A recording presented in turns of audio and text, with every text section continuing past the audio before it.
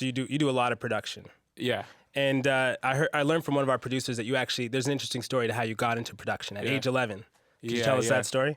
I was 11 years old. Basically, like I got suspended from school, and I can't remember. It was something stupid, but something pretty innocent. So my like nobody was really mad at me.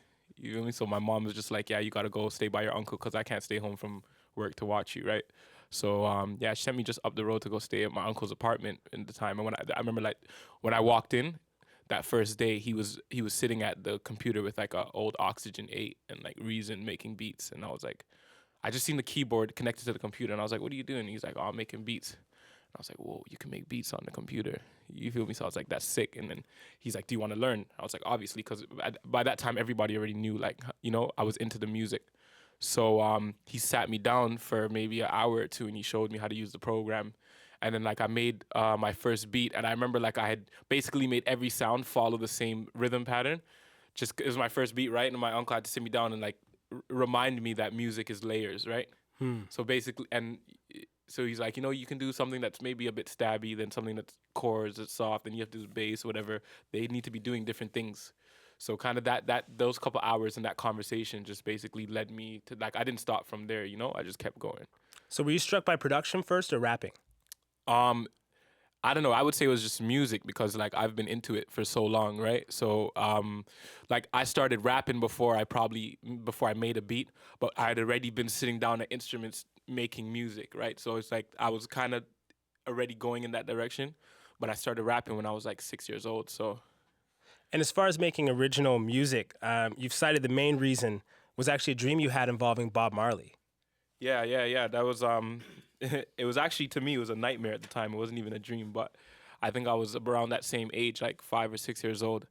And at the time, like I was really into Bob Marley. Like that was just like the be all end all for me, right? And I had this dream that he'd come in my room and made all the stuff like fly out of my drawers and stuff, and like all the stuff was flying around my room and like attacking me, like arts and crafts stuff that I never used to use, and like so I woke up and I told my mom, and my mom she said to me that yes, the dream seems scary, but it should actually be taken as a positive, right? She felt like that was a sign for me to make my own music, right? She basically said to me like, Bob don't want you to sing his songs forever. You feel me? You got to sing your own songs. Those are his songs. So then that basically kind of made me think like, you know, maybe I should really do this myself. And on the topic of your mom, Yeah. a lot of critics think you might be up for a Juno Award tomorrow. Yeah. What does that mean to you aside from the economic benefits? Well,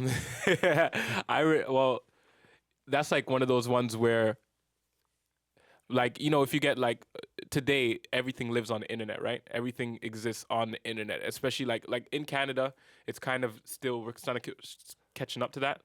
But people from my mom's generation, they don't necessarily understand like the benchmarks and like, you know, the accolades that you get. Like, so like if I got posted on Pitchfork tomorrow, right, it would be like the craziest thing. All my friends would be going nuts. Everyone at the management would be going crazy, whatever. My mom, even though she's aware of these things, she wouldn't necessarily get it, right? But like the Juno is something that is like, it's a household thing. Like everybody can understand exactly what that means and like what that means to like the work that you've been doing. It's another kind of recognition. Yeah. You know, it's just like it's something that like it puts things into perspective for people who might not be able to figure out how things are going. And does your mom like your music? Yeah, loves it. She's been a pretty profound influence on you musically. Yeah. Well, I'm an only child, right? So I know it's just been me and my mom. So yeah, she was like a big part of shaping my interests and even opening my after she shaped my interest into music, like opening my mind to all types of different music, you know. So. And I want to get into your sound because it is very unique. You're often promoted as sort of an outsider in Canadian hip hop because of the profound influence of grime on your sound. Even though your record features guest spots from legendary Toronto rappers like Chaos and Socrates, what do you think is your place in Canadian hip hop? I think that my place in Canadian hip hop is I feel like I'm part of like a new wave of not even necessarily sounds or types of rapping or anything, but just a new wave of mindset in the sense that I'm not even thinking about Like I don't look at myself as just a Canadian artist, right? Which is I think is like the problem. Like in America, people aren't coming out and thinking like I'm this American artist or that American or what I'm this America's version of this. It's just like you just do music and try to touch as many people as possible, right? And you're not only thinking about America. So I feel like the internet, again, to go back to that, has like opened up that way of thinking. You know what I'm saying? Because even like with sounds, like sonically, there's not really regional sounds anymore. Like, you know, and I'm like a testament to that because I make grime and I was born and raised in Toronto. I never been to London until my music started taking off, right? So I feel, and also I feel like I'm a good representation like for like kids and just upcoming people as well, to like look at it like, okay, you don't really have to do a mixtape. You know what I'm saying? You could do an album. There's nothing stopping you from creating that back catalog. Do you know what I mean? Because even before Stigmata, which is my first commercial release, I did Mal Maison. It wasn't a mixtape. It was a free album, right? So that's kind of what I want to represent. So there's no blueprint as far as regional sound, and also as far as like approach to your career and how you want to promote yourself is basically what you're saying as well. Exactly. And I think that's just not just me. You know, like it's there's like all this like trap music coming from Sweden and Norway, and then like, you know, like I think like Vibes Cartel, his biggest hit, or one of his biggest hits, was the Summertime or whatever. I think a guy from Sweden made that beat, you know, like big dancehall song. So it's like the internet just broke down those walls. So it's before, it's like, okay, you're from Atlanta, you make this kind of hip hop. You're from, even with rock, you're from Seattle, you make this kind of music. You know what I'm saying? So Yeah. that's kind of over with now. Now, that being said, there does seem to be a distinct Toronto sound right now, the kind of moodier type of thing going on. Have you ever considered going further down that road as far as like getting more success here? I don't really think that that's really a distinct Toronto sound. I think that as far as things that have gotten the chance to be pushed into the mainstream, right, that and to more into the public eye, it would look that way, right? But if you're really like ear to the ground, you know what I mean? Like if you're really taking it in, it's not really that.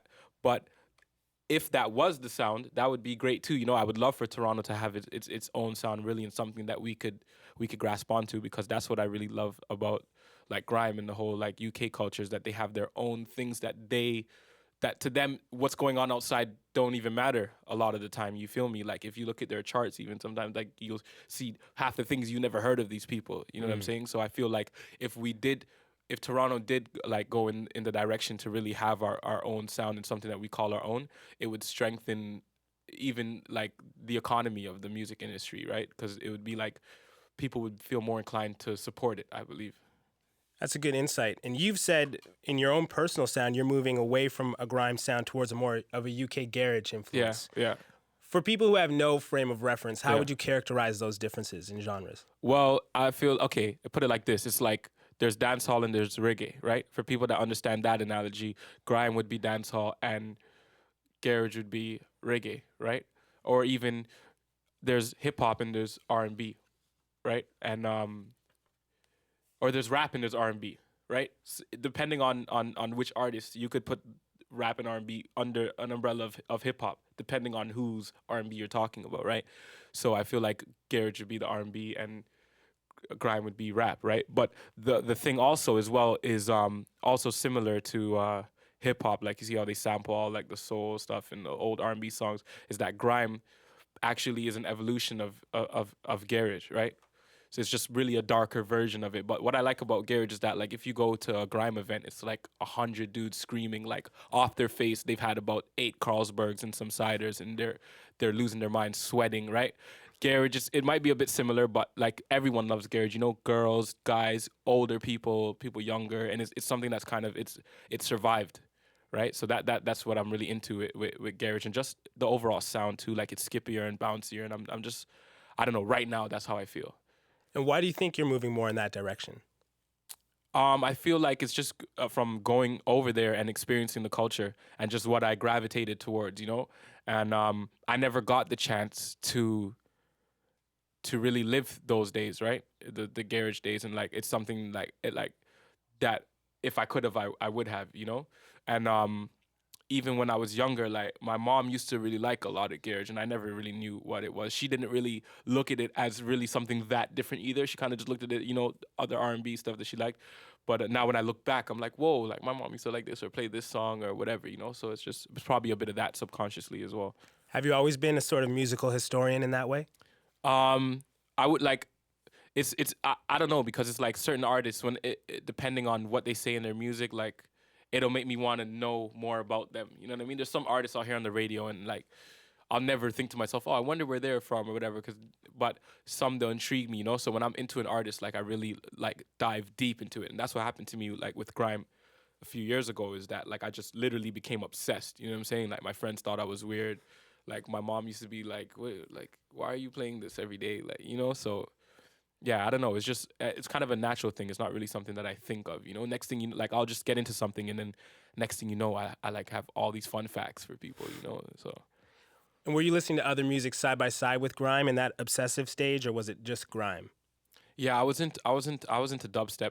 Dubstep is another evolution of grime, though, and a lot of dubstep guys will try to deny that, but everybody knows the truth, right? But I've been listening to everything. You like on any given day, you never know what I'm listening to, you know. So it might even be something I hear like in a commercial or something. I'll be like, "What's that song?" and I'll search for it, and you know, it just anything really. The only thing I probably don't get into that much is like country and jazz and stuff like that. But just I don't know, just because I haven't got there yet. Toronto's Tre Mission is our Monday Live guest today. His latest album is called Stigmata. It's out now.